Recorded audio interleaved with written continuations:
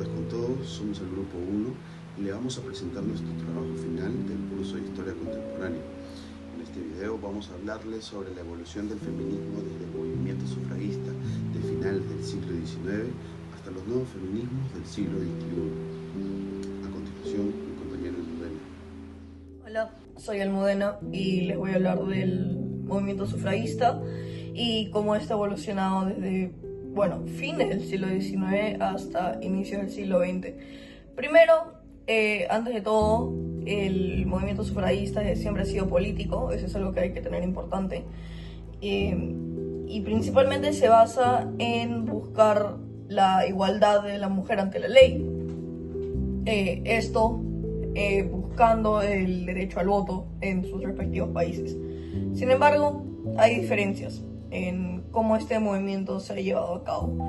En el siglo XIX, las formas de buscar la igualdad eran más organizadas.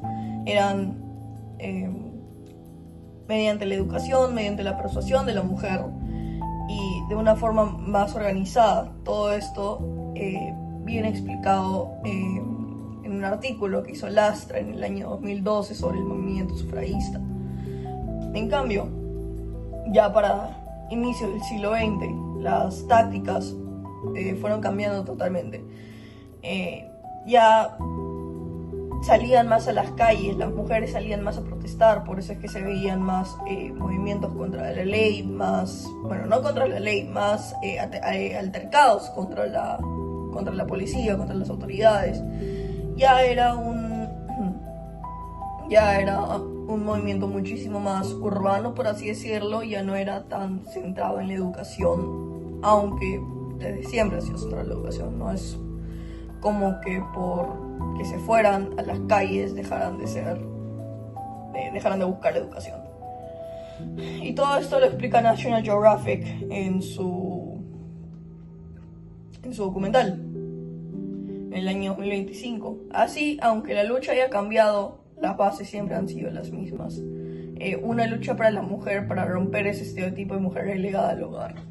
Hola. Ahora yo, Jason, les comentaré cómo evolucionó el feminismo desde sus raíces hasta el siglo XXI.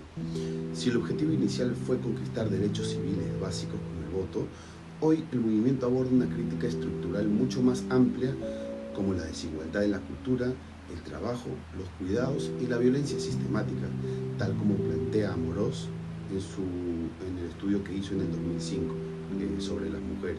Aún así, existe una similitud que se mantiene como eje conductor a lo largo de todas estas décadas: la capacidad del movimiento para organizarse colectivamente frente a la injusticia.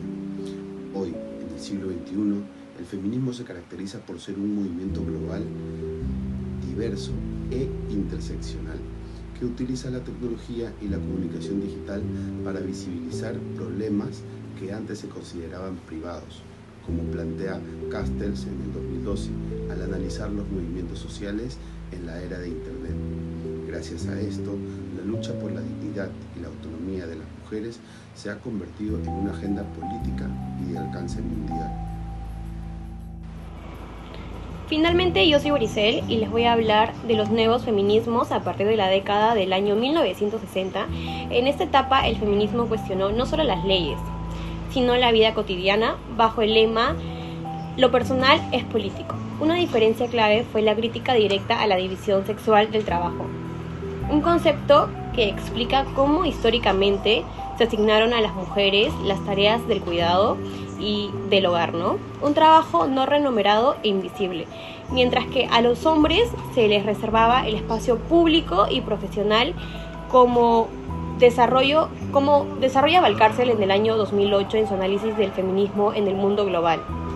Por eso surgieron nuevas agendas políticas que exigieron que corresponsabilidad en el hogar, acceso igualitario al mercado laboral y autonomía sobre el propio cuerpo. Como similitud con el sufragismo, esta etapa mantuvo la convicción de la organización colectiva, que es indispensable para cuestionar las estructuras del poder. En esencia, el motor del cambio siguió siendo la sororidad y la exigencia de una igualdad real, tanto el ámbito público como el privado. Finalmente, para conectar esto con la actualidad, el 31 de marzo del 2026, el presidente de Brasil, Lula da Silva, promulgó una ley que amplía de forma progresiva la licencia por paternidad de 5 a 20 días para el año 2029, junto con un salario de paternidad pagado por la Seguridad Social. Según reportó Latinoamérica 21 en el 2026, esta medida busca fomentar la corresponsabilidad en el cuidado del hogar, el mismo reclamo que impulsaron los feminismos desde la década de 1960. Muestra que la lucha por repartir de forma justa las tareas de cuidado, lejos de haber terminado, sigue avanzando hoy en distintos países de la región. Por último y para cerrar, desde el sufragismo hasta los feminismos actuales, la meta ha sido siempre la misma, la igualdad, participación plena, aunque las estrategias y agendas se hayan transformado con cada generación. Eso sería todo. Muchas gracias por vernos.